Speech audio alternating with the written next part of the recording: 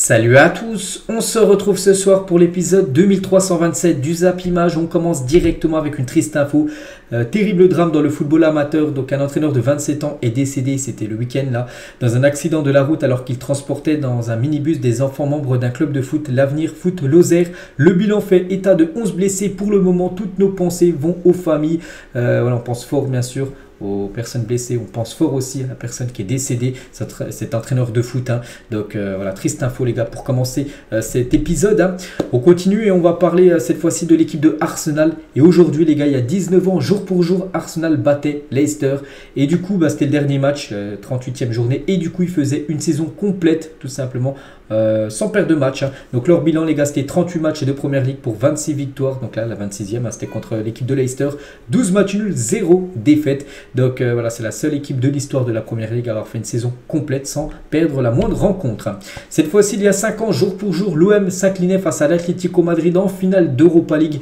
Payet avait pris le risque de jouer et s'était finalement blessé, faisant une croix sur une place à la Coupe du Monde 2018. Souvenez-vous, ce match entre Marseille et l'Atlético Madrid. Bon, Marseille avait perdu le match 3-0 contre l'Atlético Madrid. Pourtant, je me souviens, ils avaient eu une grosse occasion. Je crois que c'était Germain en tout début de match. Ils auraient pu mener 1-0, mais bon, ils n'avaient pas marqué.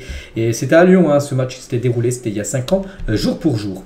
Et toujours avec les jours pour jour, cette fois-ci, il y a 2 ans, jour pour jour, Alisson Becker marquait de la tête pour permettre à Liverpool de rester dans la course à la qualification à la Ligue des Champions, complètement fou. Donc voilà, l'équipe de Liverpool, les gars, devait absolument s'imposer. Là, il y avait match nul, c'était contre l'équipe de West Bromwich. Il monte sur corner et il marque un but de la tête sur corner, tout simplement, Alisson Becker. C'était il y a 2 ans, jour pour jour, but du gardien. Les gars, c'est quand même très rare, on peut dire. On va parler de Paul Pogba. Donc toucher une jambe dimanche en Serie A, Paul Pogba devra certainement renoncer une nouvelle fois à la sélection avec les Bleus dans un mois. J'avais dit qu'il devrait être blessé 20 jours, mais bon, voilà, avec l'équipe de France, la liste sera dévoilée le 31 mai prochain, mais bon, voilà, qu'il est encore blessé 20 jours, ça sent encore que Deschamps en gros ne va certainement pas appeler, on va dire, Paul Pogba pour les 2 matchs des Bleus là, courant du mois de juin. On va parler de l'équipe de Molenbeek, donc une équipe belge, un club détenu par John Textor et promu en Jupiter Pro League, donc première division belge, parce que cette équipe dont le propriétaire est John Textor, il a aussi l'équipe de Lyon, bien sûr. Donc voilà, cette équipe belge monte la saison prochaine en première division de Belgique. Officiel les gars, on va parler de Omar Marmous, donc un joueur égyptien s'est engagé librement avec l'équipe de Francfort pour la saison prochaine. Égyptien quittera donc Wolfsburg en fin de saison. Voilà, c'est signé, on peut voir qu'il a signé son contrat, il arrivera dans cette équipe de Francfort le 1er juillet prochain gratuitement. On va parler de Cancelo qui quittera certainement le Bayern Munich cet été. Son option d'achat de 70 millions d'euros est jugée trop élevée par les dirigeants bavarois. C'est vrai que ça coûte cher quand même. Cancelo, 70 millions d'euros, n'oubliez pas que c'était une option d'achat pas obligatoire, c'est-à-dire que c'était pas obligé d'acheter, de l'acheter définitivement. Donc du coup, il retournera à City. Bon, City et Pep Guardiola ne comptent pas sur Cancelo. Donc en gros, de nouveau, soit il sera prêté de nouveau, ou soit il sera vendu, le joueur Cancelo. On va parler de Becker, donc un attaquant de l'équipe de Union Berlin qui fait une magnifique saison et suivi par certains clubs de première ligue, Fulham, Burnley et même West Ham. L'attaquant de l'Union Berlin sera ouvert à un départ en Angleterre pour un montant estimé entre 15 voire 20 millions d'euros. Donc on a un joueur aussi qui pourrait être transféré lors du prochain mercato. Lui aussi les gars, c'est Renato Sanchez et Galatasaray vise Renato Sanchez pour le mercato d'été. Le Portugais serait séduit par l'idée de rejoindre le club turc. Donc voilà, lui il est ok pour aller là-bas. Le club de Galatasaray voudrait Renato Sanchez et je pense que le PSG acceptera de le vendre, surtout que cette saison a été compliquée pour Renato Sanchez, beaucoup blessé. Il est arrivé l'été dernier et c'est vrai que c'est un peu un flop, surtout par rapport à toutes ses blessures. Donc voilà, il pourrait déjà quitter le PSG, le milieu portugais. On va parler de Xavi qui veut que Rafinha reste au Barça et il a dit à ses dirigeants, c'est que Rafinha depuis quelques jours, on ne sait pas trop s'il va rester du côté du club. Mais bon, pour l'instant, son coach, Xavi, souhaite conserver Rafinha une saison de plus. Dortmund et le Bayern Munich sont très intéressés par la signature d'Edson Alvarez, donc défenseur mexicain de l'équipe de l'Ajax Amsterdam. Donc aucun contact avec l'Ajax, mais le prix du joueur se situerait entre 35 et 40 millions d'euros concernant ce joueur Alvarez, les gars, qui pourrait peut-être quitter cette équipe de l'Ajax qui ne va pas jouer la Ligue des Champions saison prochaine. Mamadi Fofana, agent de Moussa Dembélé, l'attaquant lyonnais, il a dit Francfort est un grand club de Bundesliga Bundesliga avec un immense public. Nous considérons, évaluons cette option voilà, concernant le futur de Moussa Dembélé. J'ai dit, plus je crois que j'en ai parlé à midi, les gars, que Dembélé devrait quitter l'équipe de Lyon. Et il le dit à son agent que Francfort peut être vraiment une option très sérieuse pour le futur. Pour le futur de Moussa Dembélé, peut-être pour remplacer tout simplement Kolo Muani qui devrait quitter cette équipe de Francfort. Le Barça trouve un accord avec Ruben Neves, le Portugais n'est cependant pas l'option prioritaire du côté du FC Barcelone. Donc voilà, sur Xavi veut un milieu de terrain, mais bon, voilà, bien sûr Ruben Neves est ciblé, mais il y a aussi pas mal de milieu de terrain. Il y a Amrabat, il y a Zubimendi aussi qui est ciblé pour arriver du côté du Barça en tant que milieu de terrain. Des nouvelles de Carlo Ancelotti qui devrait rester l'entraîneur du Real Madrid la saison prochaine d'après l'équipe. Ce journal français, ils disent en gros que Ancelotti devrait encore être sur le banc du Real alors qu'il est annoncé comme depuis pas mal de temps sur fin de saison du côté de la sélection brésilienne pour prendre la succession de Tite qui a été déjà licencié depuis quelques semaines depuis la Coupe du Monde. Bref, donc voilà, il devrait rester sur le banc du Real Madrid, Carlo Ancelotti, d'après ce qui se dit actuellement. Thierry Henry l'a dit, pour moi le problème au PSG n'est pas Messi, Mbappé ou Neymar. Il y a quelques années, les fans sifflaient Mbappé, pareil pour Neymar, et maintenant c'est Messi. Ils sifflent leurs meilleurs joueurs. Pour moi, en parlant des supporters, sont le problème de ce club. Voilà ce que dit Thierry Henry. En gros, le problème du côté du PSG, c'est plutôt les supporters qui sifflent les meilleurs joueurs, que ce soit Mbappé à l'époque, il y a eu Neymar et maintenant c'est Messi. Donc voilà ce que peut dire Thierry Henry. On va parler de Léo Messi, toujours. Laporta s'est entretenu directement avec Léo Messi. Le président du Barça lui a confié qu'il était sa priorité et qu'il ferait tout pour qu'il revienne. La Pulga a confié qu'un retour au Barça était également sa priorité. Donc toujours avec Laporta, Messi, avec tout le respect que je dois à l'Arabie Saoudite, parce qu'on sait que l'équipe de Al Hilal est très intéressée par Messi, qui fait du très bon travail. Le Barça est le Barça, et le Barça est sa maison et peut rivaliser avec tout le monde. L'histoire nous donne raison, et le sentiment de nos 400 millions de fans, la fan du Barça, est trop fort. Et voilà, il devrait, Laporta pousse bien sûr pour que Messi revienne du côté du club et qu'il dise non à l'Arabie Saoudite, même si le club de Al Hilal lui propose beaucoup plus d'argent que ce que propose le Barça. Et toujours avec le Barça, on sait depuis avant-hier soir qu'ils sont champions d'Espagne pour la 27e fois de leur histoire. La dernière fois que le Barça a remporté la Liga, dont Gavi avait seulement 14 ans, Messi n'avait pas encore remporté de titre majeur avec la sélection argentine, ni de Copa América, ni de Coupe du Monde. La pandémie de Covid-19 n'avait pas encore commencé. Messi, Suarez, Arthur, Coutinho, Rakitic et Vidal étaient encore joueurs du Barça. Et Griezmann n'avait pas encore signé au Barça. La dernière fois que le Barça avait remporté la Liga, avant ce titre remporté bien sûr dimanche dernier. Et Jules Koundé, les gars, lors de la parade, parce qu'hier il y a eu la parade à 18 h des joueurs du Barça dans les rues de Barcelone. Donc Koundé qui célèbre le titre de champion d'Espagne avec un t-shirt d'Ousmane Dembélé. Bon, on ne voit pas trop son t-shirt, mais en gros c'est un t-shirt avec le visage d'Ousmane Dembélé.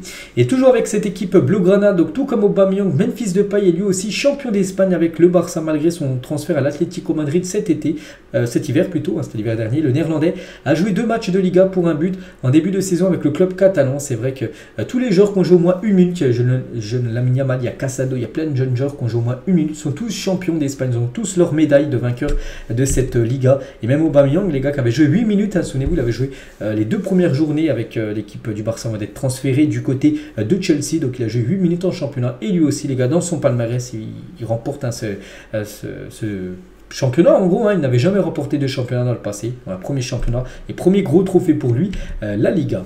Les entraîneurs qui viseraient l'OGC Nice pour la saison prochaine. Donc voilà, il y a quand même du gros nom, Régis Lebris, Franck Enza, donc le coach de Lens, bon je vois pas du tout bien sûr quitter Lens, qui va jouer certainement la Ligue des Champions pour aller à Nice. Thiago Motta, Karen Garrett, donc c'est l'entraîneur de Union Saint-Gilloise, Roberto De Zerbi et Graham Potter. Donc voilà les entraîneurs que Nice aimerait avoir bien sûr la saison prochaine, enfin un de cette liste là.